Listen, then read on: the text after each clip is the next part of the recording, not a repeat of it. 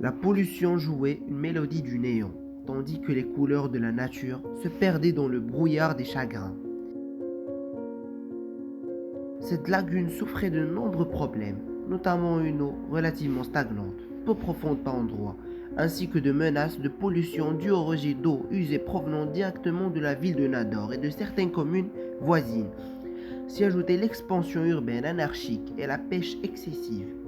Mais à l'aube du renouveau, les vents emportaient avec elles le souffle de l'espoir.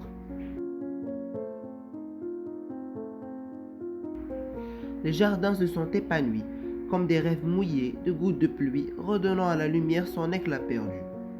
Un changement radical s'est opéré grâce à un vaste projet de réhabilitation environnementale et de développement touristique, connu sous le nom de projet d'aménagement de la lagune de Marchica. L'eau de la lagune a été purifiée grâce à la fermeture des sources de pollution liées aux eaux usées et à l'ouverture d'un nouveau canal maritime reliant la lagune à la mer Méditerranée, afin d'améliorer et de renouveler ses eaux. À cela s'ajoutant la réhabilitation des zones humides, la plantation d'espèces végétales locales pour préserver la biodiversité, ainsi que l'interdiction de la pêche illégale et de la pollution. Cette lagune, d'une grande valeur écologique, représente un véritable poumon pour les habitants de la ville et un refuge pour de nombreuses espèces animales, notamment les oiseaux.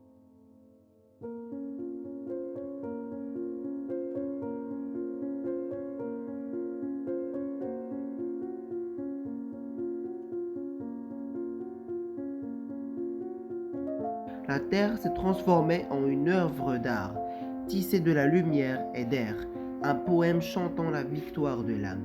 La lagune de Marchica est ainsi passée d'un état de nature négligé à une nature aménagée, devenant une vitrine urbaine, écologique élégante. Mais elle conserve encore au fond d'elle une mémoire naturelle et culturelle qu'il convient de préserver. Et comme ça, Marchica est devenue un paradis pour toute espèce de vie. Elle a donné à cette ville une touche verte d'art.